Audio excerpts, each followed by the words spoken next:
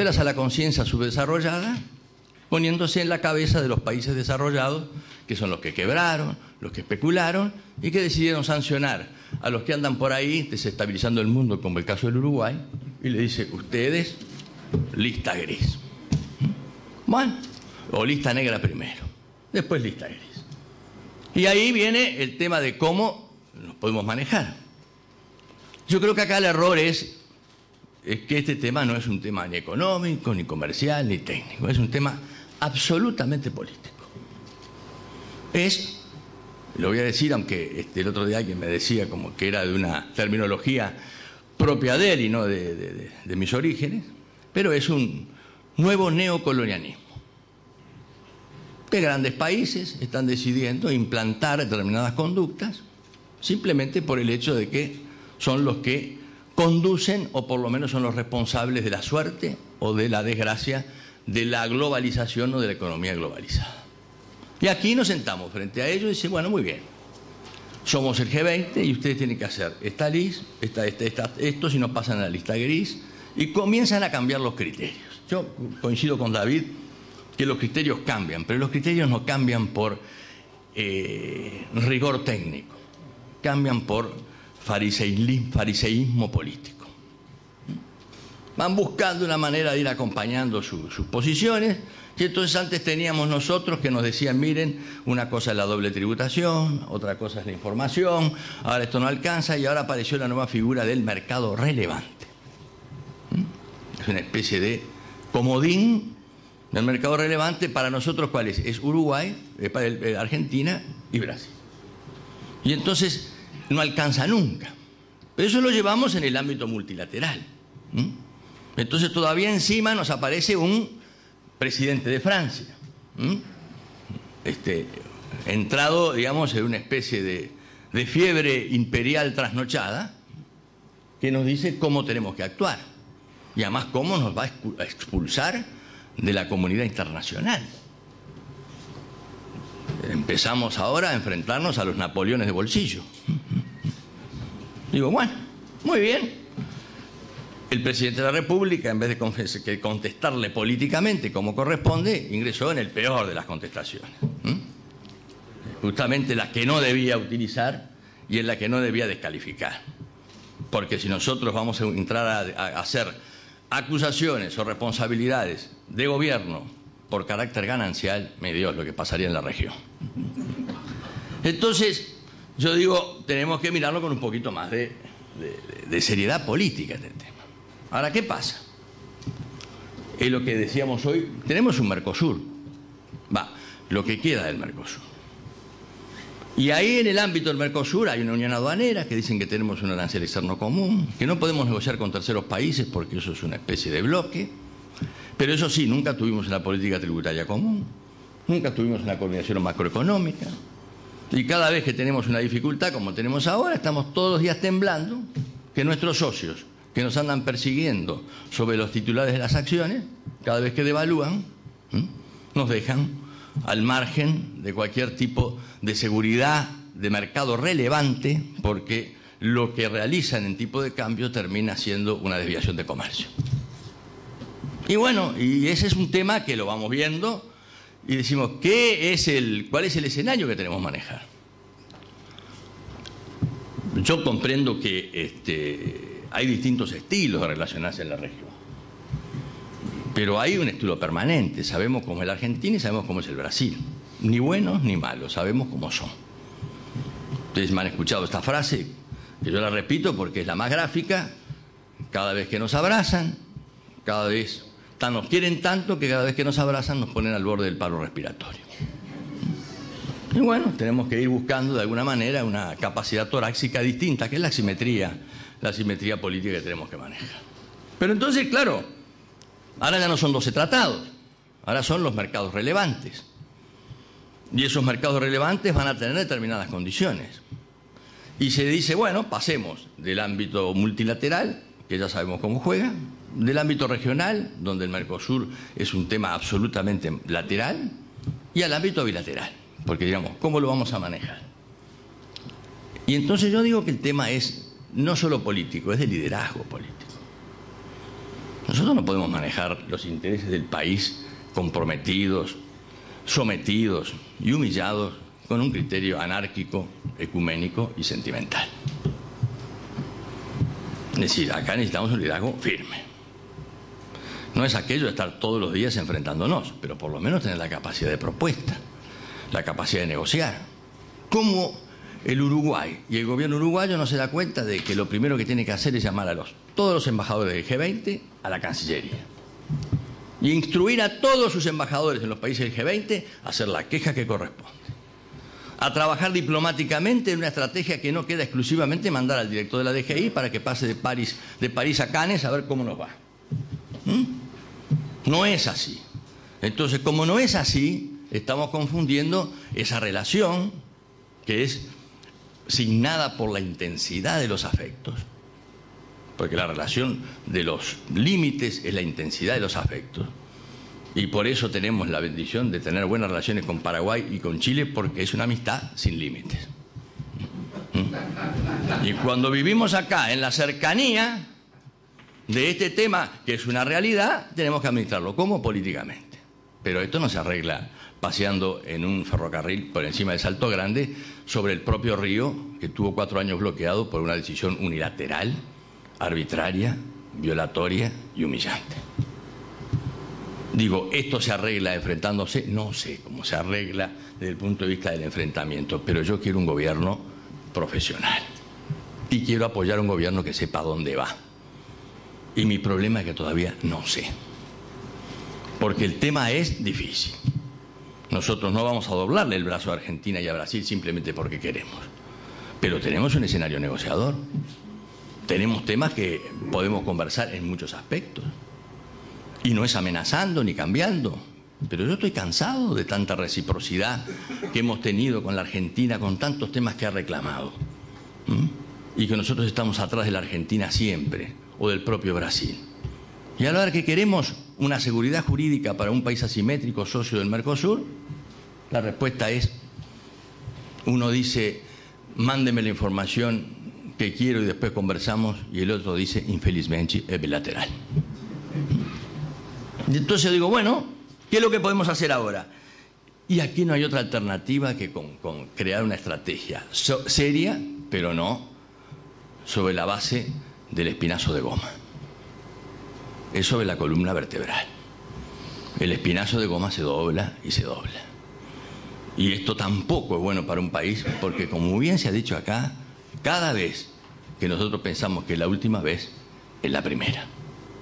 Y más al espíritu lusitano, si lo miramos del otro lado. Porque nosotros negociamos para firmar y ellos firman para empezar a negociar. Y si no entendemos eso, no entendemos nada. Y los mercados relevantes son una cercanía de un país grande como Brasil, al lado de la Argentina ya un quinto, un sexto de la economía brasileña, más o menos, anda por allí, un porcentaje muy bajo, donde obviamente a Brasil le va a importar mucho más disciplinar al hermano mayor con dificultades de estabilidad emocional que al pobre Uruguay, que siempre anda detrás de los códigos, las leyes y la seguridad jurídica. Pero eso no lo ganamos si no tenemos una capacidad de liderazgo adecuada. Y eso lo tenemos que dar desde el punto de vista político y no ideológico. Insisto, los países y los gobiernos no acumulan por sublema. Aquí lo que hay es cada interés, y este interés lo tenemos que defender. Vamos mal porque el destino que nos quiere hacer recorrer todos estos señores, de los países desarrollados a todos los que están cerca de los dioses, es buscar los chivos expiatorios para tratar de disimular sus propias carencias. Ayer sale, este es en The Economist, de ayer, se lo dejo para un dato, dice, los 10, gracias Ignacio en la traducción, los 10, yo le pedí a Ignacio que me tradujera una de las palabras, los 10 dedos pegajosos. Y dice, el nuevo reporte del Banco Mundial dice que los 150 casos de gran corrupción, con un total de 50 billones de dólares, están involucrados, en primer lugar, el mejor performer, los Estados Unidos, segundo Suiza, tercero Gran Bretaña, tercero cuarto Bahamas, Nigeria, Cipru, Hong Kong, Antigua Bermudas, Jersey, Liechtenstein. En esta lista no hay un color gris. En esta lista lo que hay es un dato objetivo. Y entonces yo le quiero preguntar a los de OCDE, al Brasil, a la Argentina, cuando empiecen a buscar colores, que traten de encontrar una paleta que tenga una gran amplitud, porque yo todavía no he podido darles el color a la falta de hermandad permanente que estamos sujetos en un mundo fariseico donde los grandes causantes de las crisis siempre buscan a los más débiles. Gracias.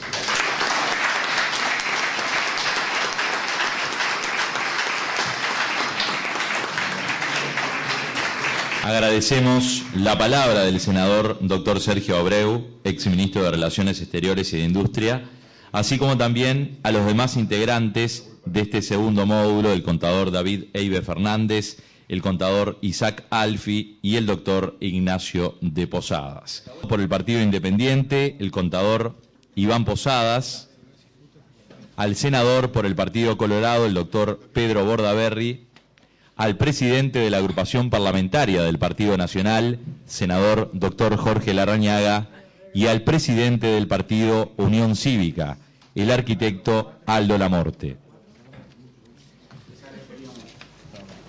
Mientras que posan para los medios, les recuerdo que estamos en el seminario El contexto internacional y la inversión en Uruguay, ¿qué hacer? El mismo es organizado por el Instituto de Estudios Cívicos, la Asociación de Promotores Privados de la Construcción del Uruguay, APCU, la Cámara Inmobiliaria Uruguaya y la Cámara de Turismo.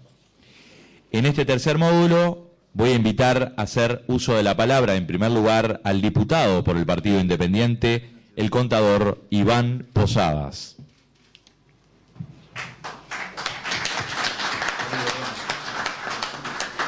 Bueno, buenas tardes. Es realmente un gusto estar acá y agradecemos, por supuesto, a los organizadores que nos han convocado para reflexionar sobre un tema que yo creo, respecto del cual los uruguayos todos debemos estar especialmente preocupados. Por cierto, que la estrategia de los países centro no es nueva. En los hechos, el antecedente de la búsqueda y de la aplicación de la renta mundial tiene sus antecedentes en la doctrina Calvo. La doctrina Calvo, que nada tiene que ver con el economista, por cierto, decía o pregonaba que un natural de Francia debiera, a pesar de vivir en nuestros países, serle aplicada la ley de Francia. Lo mismo, un natural de Inglaterra que viviera en Uruguay debiera ser aplicada la ley correspondiente a Inglaterra y no la ley uruguaya o la ley en general de los países sudamericanos. El correlato de la doctrina Calvo es la renta mundial. Es decir, los países centro lo que quieren es defender el concepto de que sus conciudadanos, independientemente de donde tengan la inversión, realicen los aportes desde el punto de vista tributario en sus países de origen. Por cierto que esta doctrina es una doctrina claramente injusta, porque está claro que lo que debemos defender nosotros es que debemos gravar la inversión allí donde se realiza. Pero en los hechos, nuestro país yo creo que ha venido dando pasos que claramente debilitan nuestra posición desde el punto de vista de la negociación internacional. ¿Por qué? Bueno, en primer lugar, por la forma en que se diseñó el impuesto a la renta de las personas físicas cuando se hizo la reforma en el año 2007. Pero más cercanamente, por la introducción del gravamen a los depósitos, del impuesto a los depósitos, a la renta de los depósitos de nuestros conciudadanos en el exterior. Claramente allí nosotros que tradicionalmente habíamos sostenido el concepto de la renta territorial, abandonamos el concepto de la renta territorial para ir hacia el concepto de la renta mundial. Y si nosotros estamos dispuestos a gravar nuestros conciudadanos en el exterior, la pregunta que debiéramos hacernos, ¿con qué derecho le decimos a Argentina o a Brasil que no corresponde que ellos graben las rentas de sus ciudadanos en el exterior? O sea que desde ese punto de vista yo creo que allí dimos verdaderamente un paso que debilita nuestra posición hacia las negociaciones futuras. Que la OCDE no va a parar en materia de exigencia, yo creo que esto es un dato de la realidad. Esto ha sido un cambio permanente en cuanto a levantar los niveles de exigencia. Yo no sé si ustedes leyeron hace algunas semanas un reportaje que le hicieron en El País justamente al jefe del Foro de Transparencia en materia fiscal, Zen Amans. Allí él justamente decía que ahora en realidad importa poco el tema de salir de la lista gris, que ya no es un aspecto relevante. Es como que si nos dijeran, vamos arriba muchachos, pero ahora lamentablemente tienen que hacer un esfuerzo distinto y tienen que, bueno, lograr establecer, por ejemplo, el tema de la eliminación de las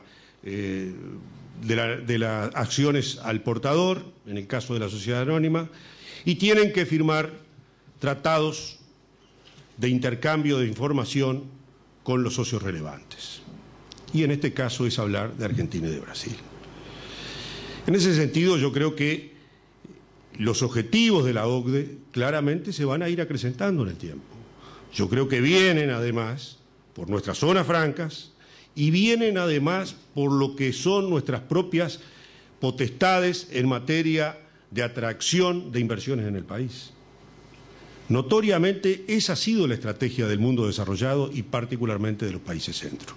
En este caso, nuestros vecinos se suben a este carro para tratar de sacar ventajas indudablemente de esta situación. Ahora bien, yo decía al principio que nosotros hemos ido de alguna manera debilitando nuestras posibilidades en materia de estrategia. La primera debilidad, advierto, la tenemos en nuestra Cancillería. Nosotros tenemos una Cancillería a cuyo frente está una persona que no tiene la debida experiencia en estos temas. Se trata de un funcionario de jerarquía inferior a quien pusimos al frente del Ministerio de Relaciones Exteriores. Y que además, como parte de la nueva visión en materia de relacionamiento internacional, todavía estamos sometiendo a la diplomacia uruguaya a toda una situación realmente inconveniente, con modificaciones como las que se hicieron en la reciente ley de rendición de cuentas, por las cuales se va a permitir que funcionarios profesionales que no pertenecen al escalafón diplomático puedan salir al exterior. Como han salido también por la vía de designaciones políticas, como es el caso de nuestro embajador en Francia, funcionarios que revisten la categoría administrativa. O sea que desde ese punto de vista yo creo que claramente hay allí una debilidad que en tanto no la superamos, difícilmente vamos a poder trazar una estrategia inteligente para enfrentar estos temas. Hace ya bastante tiempo, el lamentablemente fallecido Daniel Ferrer nos había alertado de muchas de estas cosas que iban a pasar. Yo tuve la suerte de tenerlo como profesor en un curso de la maestría en finanzas de la Universidad de la República en Derecho Internacional Financiero, allá por el año 2006, y él justamente nos decía, en la referencia a todo este tema estudiado de la OCDE, que acá Uruguay claramente iba caminando hacia el regazo de la OCDE y que indudablemente iba a tener problemas hacia futuro. Esta yo creo que es la realidad que nos estamos enfrentando. Si no somos capaces de construir una estrategia inteligente, si no miramos lo que están haciendo otros países que están también obligados como nosotros a caminar en ese sentido, tal es el caso de Suiza, y adoptamos estrategias similares, yo creo que estamos realmente con enormes dificultades. De todas maneras, frente a la pregunta de qué hacer, yo creo que la estrategia debe ser siempre una estrategia negociadora. Uruguay no está en condiciones de adoptar una actitud prescindente de estas realidades. Uruguay tiene que negociar. Lo que pasa es que a la hora de negociar tenemos que conformar un equipo de gente verdaderamente preparada, no tener ningún tipo de resquemor de solicitar los asesoramientos internacionales que son siempre necesarios, porque nosotros no tenemos en muchos aspectos gente preparada como para una negociación de esta naturaleza, y creo que en todo caso debemos recorrer ese camino de forma tal de defender de la mejor manera los intereses nacionales. Si seguimos en este camino, realmente estamos en el horno. Gracias.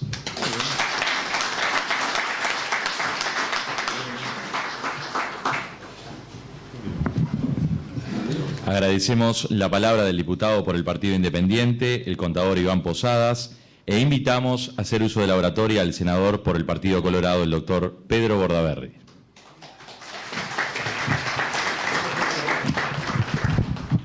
Bueno, buenas noches, muchas gracias a APCU, es un placer estar acá de nuevo, al Instituto de Estudios Cívicos también.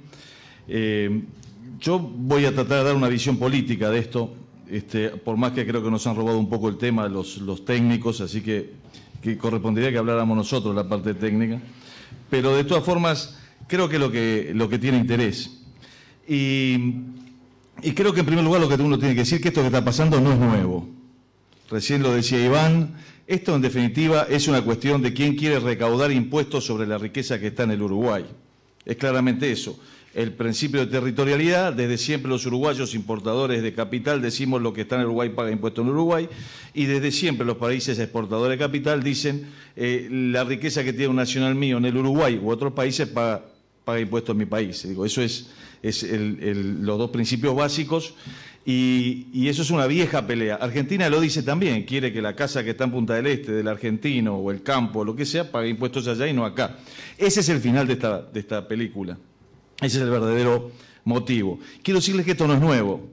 Empezó en la época de la colonia Europa con Estados Unidos. Digo, uno de los motivos de la Revolución Americana fue que le pusieron impuestos al té y todo aquello. Y se repitió España, y las colonias también querían que los derechos aduaneros pagaran allá y no acá. Y fue uno de los motivos, el dinero está siempre atrás de todo, de las revoluciones también. Y fue una de las peleas con Artigas contra el centralismo porteño, así que no es nuevo. Llevamos con Buenos Aires creo que 250, 300 años de esta pelea, no es nuevo, no es para ponerse nervioso, hay que estar firme. Lo que a mí me gustaría también, creo que a ustedes les puede interesar, me gustaría decírselos, es que lo mejor es saber qué haría uno. Ustedes se pueden preguntar, che, si estuviera en este momento en la Cancillería o en el gobierno, ¿qué haría? Me parece que es honesto decir, les voy a contar lo que pienso yo que haría, porque me parece que es lo que corresponde, porque si no, de la tribuna somos todos unos fenómenos, todos directores técnicos, todos somos centroforward, todos le pegamos con las dos piernas, pero cuando estamos en la cancha se hacen chicos los espacios, y me parece que es bueno decirlo. En primer lugar, referirnos al título de esto, Contexto Internacional e Inversiones en Uruguay, ¿qué hacer? Y yo creo que en estos momentos, ante tanto desatino del gobierno, uno tendría que decir, no es qué hacer, es qué no hacer. Porque en realidad el gran peligro es el qué es lo que quieren hacer. Y en primer lugar tiene que partir de un análisis de lo que está pasando. Cuando uno va a tomar una decisión, una estrategia, tiene que decir qué está pasando. Hay un gran cambio que no ha notado el gobierno en la materia de las relaciones internacionales y del mundo internacional. Ya no es como antes, que uno tenía que tratar de integrar solamente los órganos que tomaban las decisiones, ser un decision taker, como se dice. Hoy en día el mundo está manejado por lo que se llaman los decision makers. Las decisiones llegan a los que toman las decisiones ya hechas previamente. La decisión que le llegó al señor Sarkozy provino de un comité, como hay muchos en la OCDE, en el cual Uruguay no estaba. Uruguay no es parte del G20, pero puede ser observador, puede ser integrante de los comités. En los hechos en el pasado, Uruguay ha sido parte de un comité de la OCDE en materia de agricultura, y podía hacerlo. ¿Qué nos pasó? Estábamos durmiendo. Pensamos que hablando con el decision taker, con mi amiga Cristina, con mi amiga Dilma, o con el presidente de México, vamos a decidir las cosas. Y esos señores, cuando toman la decisión, van a ver los informes que le hacen los asesores, los decision makers. Uno tiene que estar ahí para después presionar y lograr la decisión allá. Por eso es que pasa que después van a ver a la presidenta de Argentina o al de Brasil, el que sea, y no se traen nada, porque lo básico en las negociaciones es trabajar previamente y dejar para el último escalón la conversación con el decision taker. Eso es lo primero que creo que necesita actualizar la Cancillería. Lo que digo no es que yo lo diga como un experto en el tema internacional, las relaciones internacionales. Esto es como si vamos a jugar al fútbol. Che, mira, se le pega con la derecha, se le pega con la izquierda y se cabecea. Hoy es el mundo de hoy, es así como se juega. Lo segundo es ver cuál es la situación en el mundo y en la región, para ver qué tenemos que hacer. Que Estados Unidos está en crisis, pero la viene soportando porque tiene la maquinita de hacer dólares y todo el mundo quiere dólares, lo sabemos todos. Que en Europa hay problemas, lo sabemos todos también. Que Alemania hoy en día es la gran ganadora que ha habido en Europa porque tuvo superávit comerciales con casi todos los países, al igual que Francia, también es cierto. Que Francia tiene una estrategia inteligente, cuando vio que le soltaban la mano a algunos países, se pegó a Alemania, cosa que no le suelten la mano a ella también. Que también tenemos que ver que el sueño de esa Europa y la comunidad económica y la superintegración parece que está por lo menos pasando por una gran crisis. Y eso tendría que hacernos pensar a nosotros también, ¿no? Porque, ¿qué es lo que está pasando? Algunos dicen que hay una incapacidad de los líderes políticos de tomar decisiones. Otros dicen que es imposible tomar decisiones, que el sueño de la moneda común, que el sueño de que no hubiera un déficit fiscal en todos los países de más del 3% no es posible. Hoy estamos llegando a una cosa increíble. Algunos países le dicen a otros países, por ejemplo, que no hagan referéndums. ¿Dónde quedó el principio de no intervención, la soberanía, todas esas cosas? Les cambian en los hechos, bajo sugerencias, gobiernos, poniendo técnicos en lugar de políticos. Papademos en Grecia, Monti ahora en Italia. Parece que es el tiempo de los técnicos y no de los políticos. Y eso nos tiene que hacer sacar la primer conclusión para nosotros. Cuando llegan los momentos de las crisis, los países chicos son dejados de lado. Sepámoslo, no nos hagamos ilusiones. Primero se salva el más fuerte. Esto es así. A los botes, primero los más grandes, después los más chicos. Los más grandes son las mujeres y los niños, los hombres somos nosotros. Pasa hoy en Europa, con los PICs, pasó ayer en Uruguay. O Brasil nos avisó cuando devaluó en el 99. O Argentina cuando se metió en los líos en el 2001 se ocupaba de nosotros, o esto que está haciendo ahora con los dólares no es parecido. Acá están los de la Cámara Uruguaya de Turismo, lo que nos pasó en el 2002-2003, cuando no dejaban sacar la plata de los bancos, no dejaban gastar en tarjeta de débito ni en tarjeta de crédito fuera de la Argentina. ¿Quieren hablar de crisis? Eso sí que era una crisis en serio. Ni en tarjeta de crédito podían gastar, ni en pesos argentinos. Esa es la realidad. Entonces, en estos momentos, uno ¿qué tiene que hacer respecto a estos procesos de integración? Saber que en el momento de crisis no nos salvan, que no vamos a poder palmearle la mano a la señora Cristina o a Dilma para que nos salve, porque no nos salvaron ni nos van a salvar, vamos a estar solos. Y entonces uno se pregunta cómo hoy aprobamos, o ayer aprobamos integrar el Banco del Sur. ¿Saben cuánto vamos a poner los uruguayos en el Banco del Sur? 400 millones de dólares, 40 al contado. Che. ¿Y saben dónde está la sede? En Caracas. Y 2 subsedes, una en Bolivia, en La Paz, y otra en Buenos Aires. Más burocracia. Y tenemos el Banco Interamericano de Desarrollo. Son esas cosas que uno pensaría, ¿no? Es el momento. Creo que tenemos que asumir que cuando tuvimos una crisis, y una crisis en serio, hicimos lo que algunos sugirieron en el panel técnico político que nos precedió. fueron a Estados Unidos, le dijeron, che, ¿sabes que estoy medio pelado? Necesito 1.500 millones de dólares que vinieron. Porque esa es la verdad al final del día. No hay otra. No nos van a dar en el Banco del Sur 1.500 millones de dólares ni 2.000 millones de dólares. Seguro que no. Lo otro que tenemos que ver es qué está pasando en el barrio. Brasil, mientras le sigan ingresando inversiones, va a equiparar el déficit comercial que está teniendo, pero todos sabemos que apenas les amague que ese déficit comercial empiece a agrandarse mucho, sabemos lo que ya está haciendo. Y Argentina, creo que hay un modelo, el modelo K, que está llegando a su fin. ¿Por qué? Porque un modelo económico basado en la represión del tipo de cambio, el control de precios de las cosas básicas, la expansión del gasto público, subsidios y déficit estatal, algún día explota, digo, son demasiadas cosas todas juntas. Está haciendo algo increíble Argentina, que ya no, aparte de todos los récords, está provocando una crisis creciendo al 9%. Yo creo que nunca pasó que un país creciendo al 9% entre en crisis. No sé si existirá en la historia. Lito lo sabrá mejor que yo, los economistas lo sabrán mejor que yo. Es increíble. Y entonces, ¿qué pasó? Terminó la elección y vienen las medidas duras.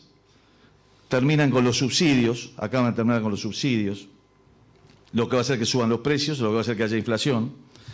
Le dieron la orden a las compañías de seguros que repatrien los capitales, también. Hay una restricción a la compra de moneda extranjera, no tengo que hablarles sobre eso. Lo que nos ha hecho fue una devaluación, estamos 20% más caros hoy que lo que estábamos hace 15 días. Y además hace una cosa bárbara, le pasan los subtes del gobierno nacional que estaban subsidiados a Macri, que los agarra. Y estate seguro que dentro de un mes se lo pasaron y después le sacaron el subsidio. Y arreglate, Macri, que estás en el gobierno de la ciudad, a ver qué haces con el subte. Lo cual va a llevar a que la economía argentina se va a desacelerar y, como dijo Alfonso Capurro, el economista de CPA Ferrer, creo que claramente va a estar en problemas. De ahí que tenemos que tomar medidas, como tomamos en su momento. Y creo que en esto es muy importante, pero muy importante, tener mucho cuidado con los mensajes que le damos a la comunidad internacional. Porque el gran tema que tenemos con esto de dar información tributaria así, al barrer, o que nos acusen de paraíso fiscal, es el mensaje que le estamos dando a los inversores. ¿Cuántos están diciendo, che, pero mirá que van a ir para atrás, mirá que van a informar?